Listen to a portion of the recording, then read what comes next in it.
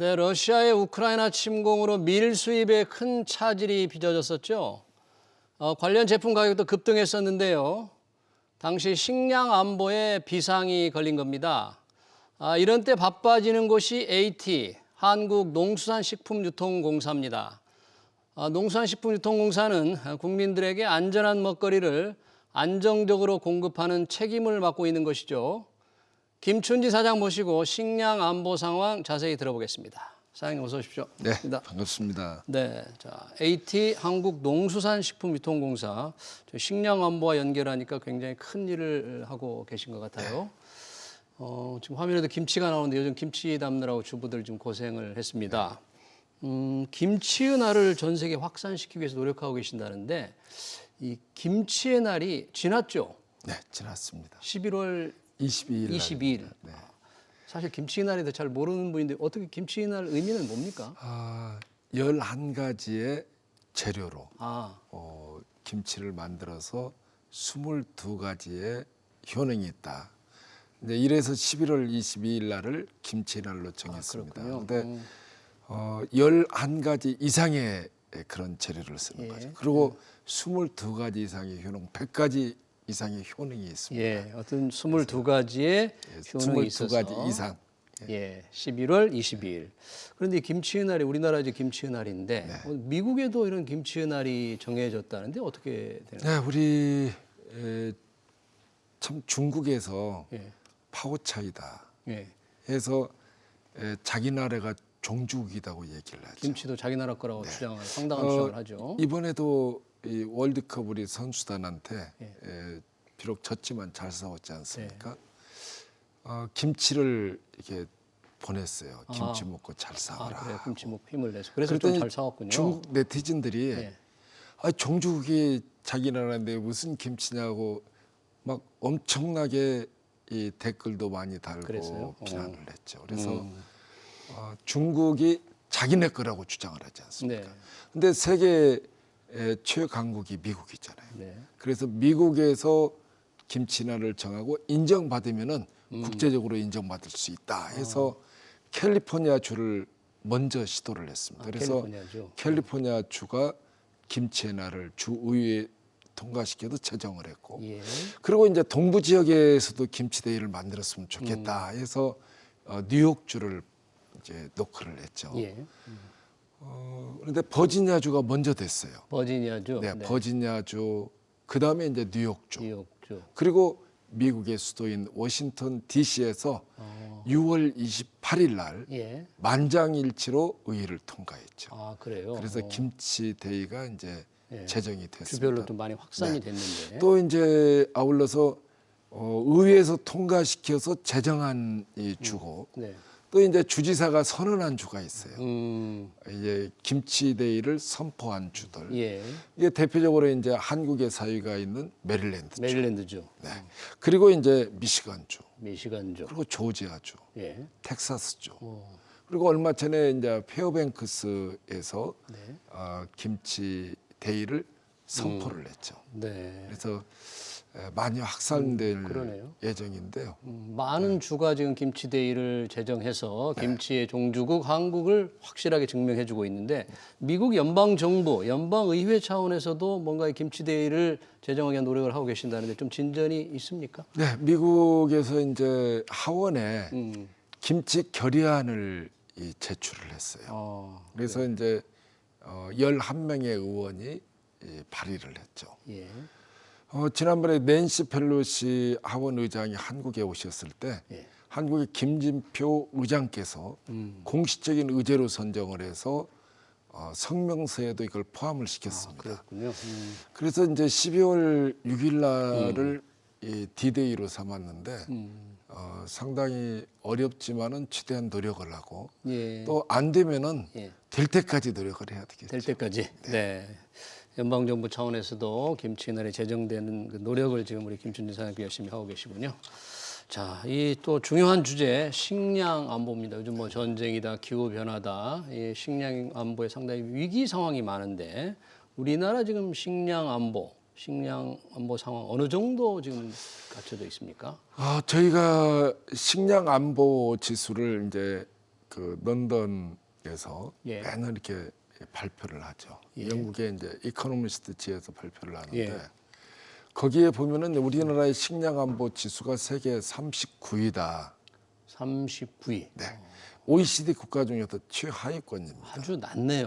네. 우리나라. 그리고 문제는 이게 경향이 계속 떨어져요. 아, 오히려 계속 개선이 네, 안 작년 되는데 떨어지고 있다. 2021년에는 세계 32위. 예.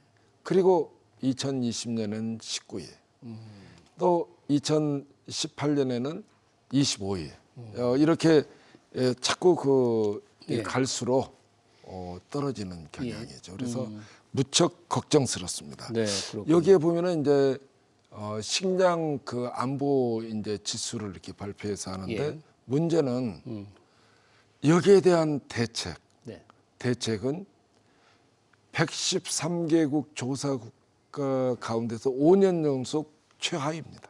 아, 식량 안보 지수를 높이기 위한 식량 안보를 확고히 하기 위한 노력이 예, 안보 정치. 예. 최하위다. 상당히 국가적으로 조금 부끄러운 일인데 우선 그러면 다른 나라들은 식량 안보를 위해서 어떻게 노력을 하고 있습니까? 네, 우선 이웃 나라 예. 중국을 살펴보도록 하죠. 예. 이제 우리나라는 곡물 자급률이 20.2%죠. 근데 중국은 예. 91%나 돼요. 90%. 그럼에도 불구하고 1990년부터 법으로 예. 100%의 그런 식량을 저장하도록 돼 있어요. 저장할 수 있게 법을 만들었군요. 그리고 이제 지방 정부에서 네. 주산지는 2개월치. 음. 그리고 이제 겹치는 주는 4개월치. 그리고 소비지는 6개월치를 또 저장할 수 있도록 돼 있죠. 그래요. 아울러서 일본 같은 경우를 봐도 밀 같은 경우는 2.3개월치. 예. 그리고 쌀은 이제 100만 톤. 아울러서 사료는 1개월치. 네. 이렇게 이제 저장하고 있고 싱가포르 같은 경우는 이제 쌀을 100% 수입하지 않습니까? 그래서 수입업자한테 200%를 수입하게 하는 거죠. 그래서 100%는 저장을 해놓고 100%는 식량으로 쓰는 거죠. 그만큼 식량 안보에 대해서 예. 각국들이 이렇게 유사시에 대비해서 저장을 합니다. 그러니까. 우리가 이 코비드 19 때문에 걱정이 많았지 않습니까? 코로나 예, 그렇죠. 코비드 19이 생기니까 국경을 봉쇄하죠. 비행기도 못 뜨게 하고 배도 못 뜨게 하고. 그렇게 되면은 외국에 아무리 곡물이 많이 쌓여 있어도 한 톨도 가져올 수가 없죠. 그렇죠. 그래서 이런 일이 오랫동안 지속됐다면은 과연 우리는 식량 안보 측면에서 어떻게 했을까? 그러니까요. 무척 걱정이 되죠. 식량 자급률이 워낙 낮은 나라인데 네, 그렇죠. 다른 나라는 상당히 높음에도 불구하고 이렇게 노력을 많이 하고 있는데요. 그러면 농수산식품유통공사가 그런 수급 안정을 지금 관리하고 책임을 지는 회사잖아요. 네, 그렇습니다. 그런 일을 위해서 그러면 식량 안보를 좀 확고히 하기 위해서 AT는 어떤 일을 네, 할 우선 첫 번째로 국내의 자급률을 높여야 되겠죠. 네. 그래서 자급률을 높이는데 혼심의 힘을 네. 다 기울이고 있고 그리고 이제 아무리 자급률을 높인다 할지라도 우리가 현재 20.2%의 곡물 자급률이지 않습니까? 5분의 4를 외국에서 사와야 돼요. 그렇죠. 그래서 이제 이 문제를 어떻게 해결할 것인지 예.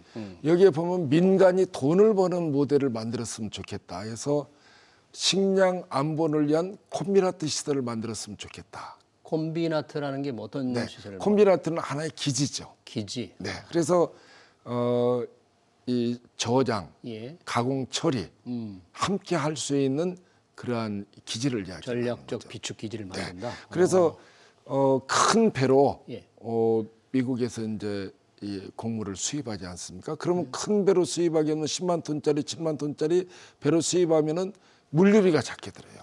그래서 항만에 딱 벌크 전용 부대에 딱 대고 그다음에 거기에서 석션과 기계식으로 이제 하역 장비가 있죠. 그걸 바로 이제 하역을 해서 거기다 사일러를 지어서 사일러에 저장하는 거죠. 네. 그러면 예를 들어서 콩을 수입한다 예. 하면은 콩을 저장하고 그 옆에다가 이제 콩기름 짜는 공장을 만드는 거죠. 그래서 콩기름 짜고 콩기름 짜고 나오면 대두박이 나오지 않습니까? 그 대두박 가지고 바로 또 사리 공장 만들고 또 바로 이제 배로 또 실어 나갈 수 있게끔 만들고 또 국내에 콩기름이나 이런 걸 실어 나갈 수 있게끔 트럭이나 이런 것도 효율적으로 거기에서 운반할 수 있는 그런 시스템을 만드는 거죠. 예. 그래서 쌀도 이제 그렇게 저장을 하고 옥수수도 그렇게 저장하고 밀도 이제 그렇게 아마 직접화시켜서 한다면은 민간이 돈을 버는 모델이거든요. 민간이 네, 그래서 민간이 참여해서 하는 네, 건가요? 그러니까 민간이 돈을 벌면은 사일로 짓고 거기다 그런 거 하지 않겠습니까? 그래서 네. 국가는 최소한 항만은 만들어줘야 된다. 그래서 벌크 전용 부두를 1차적으로 만들어주면은 예. 그 다음에는 이제 민간 업자들이 들어오는 거죠. 그래서 하림에 하림. 김원국 회장님도 그런 모델이라면 우리도 여기에 참여하겠다? 들어오겠다. 또 그리고 전 카길 사장님도 만나서 얘기를 해봤더니 그런 모델이라면 얼마든지 아마 들어올 때가 많이 있다. 예. 그래서 1차적으로 국가에서 벌크 전용 부두를 좀 만들어주면 좋겠다. 예. 이게 예를 들면은 새만금 항을 지금 건설 중에 있지 않습니까? 네.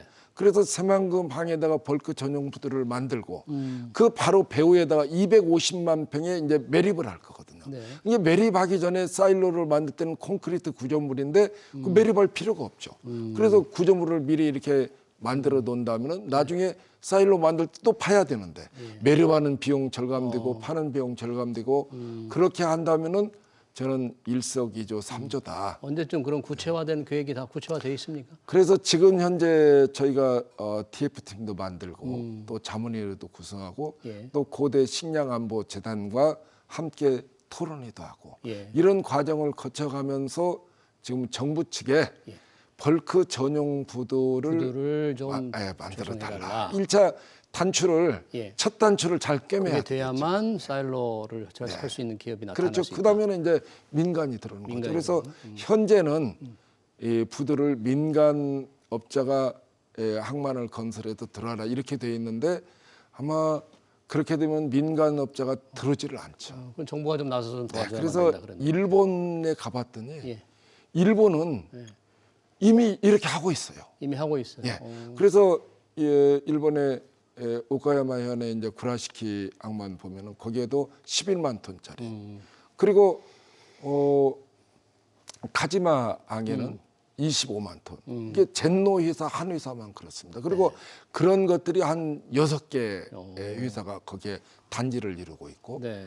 그리고 거기뿐만 아니라 작년에는 저 홋카이도에도 그런 시설을 만들고 그래서 일본의 여러 군데에다가 그런 시설을 집적화시키는 자금률을 높이기 위한 노력을 정말 열심히 하고 있는데 우리는 아직 하나도 없으니까 이제 우크라이나 사태 때 만약 이런 게 돼 있었더라면 밀도 좀 걱정을 안 했을 텐데요. 네, 그렇죠. 예. 우리가 이 국내에 이 가공 처리에서 쌓아놓는 그런 시설이 있어서 민간 업자들이 쌓아놨다면은 그러니까요. 유사시에 우리가 먹으면 되는 거죠. 네.